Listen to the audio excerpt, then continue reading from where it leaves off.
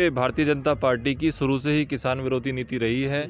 जिस तरह से बॉर्डर पर किसान पूरे 1 वर्ष तक बैठे रहे और यहाँ पर ये किसान 5 वर्ष से यहाँ पर धरना दे रहे हैं, और उसके बाद जो 2 दिन पहले की जो घटना है, बर्बरतापूर्वक जो लाठीचार्ज किया गया है, उसकी आम आदमी पार्टी और मैं खुद घोर निंदा करता हूं। और इन लोगों पर कार्रवाई होनी चाहिए, उन सभी पुलिसकर्मियों पर कार्रवाई होनी चाहिए जिन्होंने इस कृत्य को अंजाम दिया है।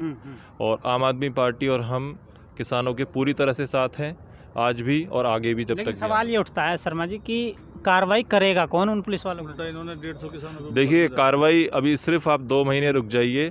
यही किसान, यही हमारे जो देश के अन्नदाता हैं, ये आम आदमी भारतीय जनता पार्टी को ये दिखा देंगे कि किसानों की अनदेखी करने का नतीजा क्या होता है। देखो, आप इनकी पीड़ा देख रहे हो, बहुत अच्छा आप आए। पीड़ा है, ऐसे मौसम में रहना आसान नहीं है, ठीक है।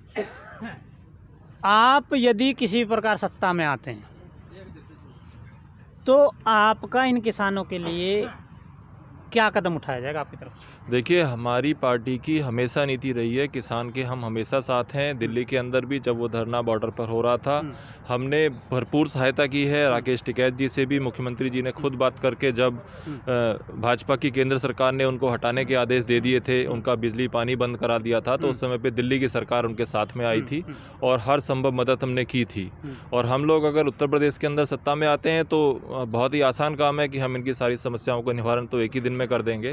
लेकिन फिर भी मैं यही कहूँगा कि आप ऐसा ना कहें कि ऐसे मौसम में रहना मुश्किल है, क्योंकि ये देश का वो किसान है जो खेत के अंदर हर तरह के मौसम को झेलता है, हर तरह की परिस्थिति को झेलता है और उस सब के बीच में से निकालकर हमारे लिए अन्न पैदा करता है। तो वो किसान है, इनको इस मौसम से कोई फ़र्क नहीं पड़ने वाला है और ईश्वर इनके साथ है। और इस बार ये लोग जो है भारतीय जनता पार्टी को एक ऐसा जवाब देने वाले हैं 2 महीने के अंदर, जो उन्हें पता चल जाएगा कि अनदेखी करने का नतीजा क्या होता है। एक सवाल और मेरा आपसे कि ज़मीनें तो किसानों की जा ही रही हैं, अब निजीकरण भी चल रहा है ऊपर से, तो इस किसान का जो बच्चा है पढ़ा लिखा नौजवान, वो जॉब कहाँ करेगा या कुछ और काम करेगा? देखिए, ये सारी की सारी जो नीतियां हैं सरकार की, उनके अंदर रोजगार की बातें, किसानों के लिए और दूसरी बातें, युवाओं के लिए बातें, वो सब नहीं है। उनके मैनिफेस्टो में तो सिर्फ धर्म की राजनीति लिखी गई है।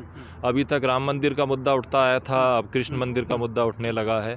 तो ये सब चीज़ें उनके मैनिफेस्टो में भी नहीं है और कहीं ना कहीं वो सब, इन सब चीज़ों से उठकर वो लोग धर्म की राजनीति करते आए हैं। लेकिन इस बार जनता जवाब देने वाली है, देश के किसान जवाब देने वाले हैं। सचिन जी, मेरा आपसे एक सवाल, ऐसा तो नहीं है जैसे चुनाव अब आ रहा है तो आप आए हैं मिलने, आप सत्ता में आ गए तो पता चला कि फिर किसानों को भूल गए, इनकी जो मुद्दा है उसको भूल गए? देखिए, आप ये किसानों से पूछ सकते हैं कि जब से ये आंदोलन चल रहा है, मुझे लगता है 3 से अधिक बार तो हमारे सांसद संजय सिंह जी आ चुके हैं और मैं लगातार इनका हालचाल पूछने के लिए तो मैं आता ही रहता हूँ। वो ये आपको किसान लोगों से पता चल जाएगा बात करके।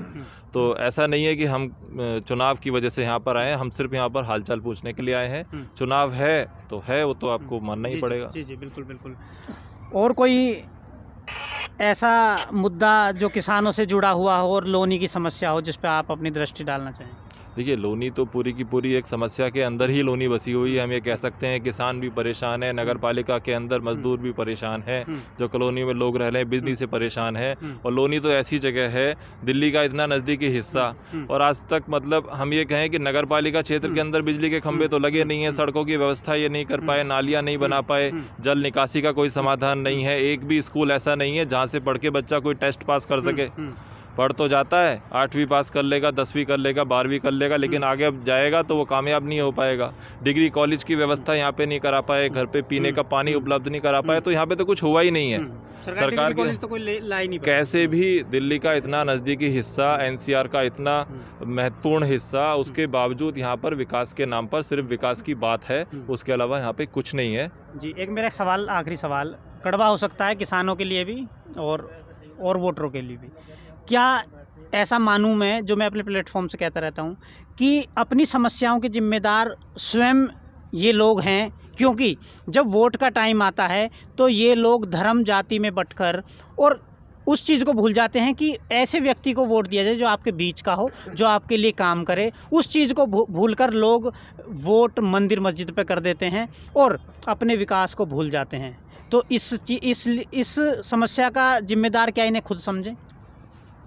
देखिए, इस सवाल का जवाब 2 महीने के अंदर होने वाले चुनाव के अंदर ये किसान खुद देने वाले हैं। आप उस जवाब का इंतजार कीजिए, नतीजे का इंतजार कीजिए। बहुत बहुत धन्यवाद सचिन शर्मा जी का। और जैसा मेरा मानना है कि सोच समझ कर वोट करें, वोट की चोट करें, किसी धर्म के नाम पर वोट ना बांटें, और जो व्यक्ति आपके लिए काम कर सके उसको वोट करें।